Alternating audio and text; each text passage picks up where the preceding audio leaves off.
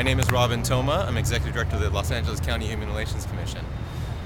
What our hate crime report most recently has told us is that while hate crime is down happily, we are still seeing very high levels of hate crime between African Americans and Latinos. We are still seeing a high level of white supremacists involved hate crime. Almost 20% of all our hate crimes involve white supremacist organizations or markings or graffiti. And we're also seeing a high degree of gang-involved hate crime. About 1 out of every 4 racial, ethnic, or national origin hate crimes involves a gang member suspect, and that's usually in the most obvious cases. So those are all important messages to us that we need to continue to work on addressing racialized gang violence in numerous neighborhoods in our county. Even though the majority of gang violence is within the same racial ethnic group, we know that there is a significant number of communities, maybe 30 or so in LA County, that experiences gang involvement in racial targeting and ethnic targeting of people in that neighborhood. I think that the other thing that we are clear about in terms of hate crime and the work that's needed is that we need to work not just with law enforcement, who's a critical partner. We need to work with community.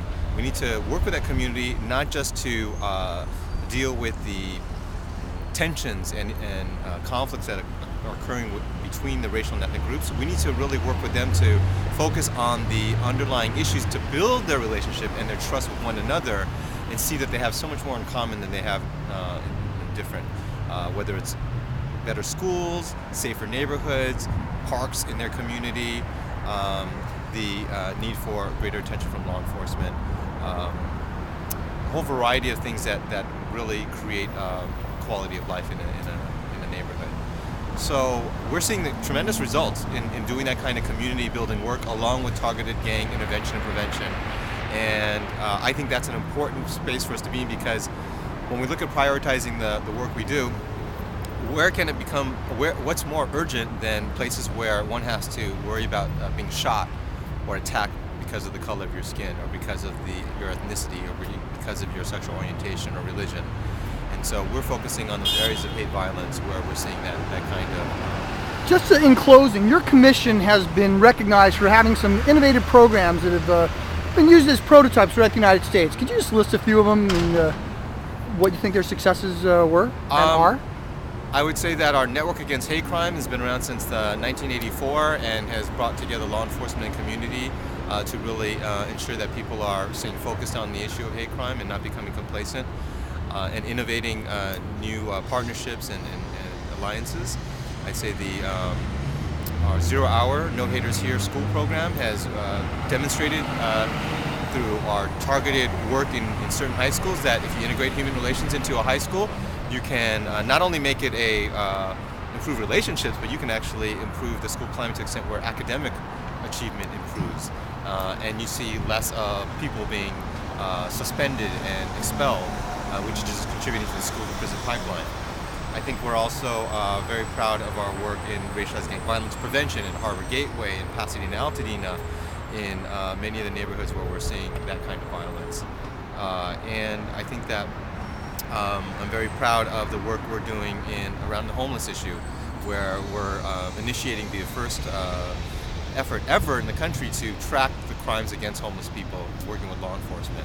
So we're very hopeful that that'll continue to raise awareness about the urgency of addressing the homeless problem. Well, thank you for talking to us. One last thing, you were involved in the World War II era matters when you were in your prior tenure before the LA Human Relations Commission. Just take 30 seconds to tell us what that means to you personally and the wonderful work you did in that regard.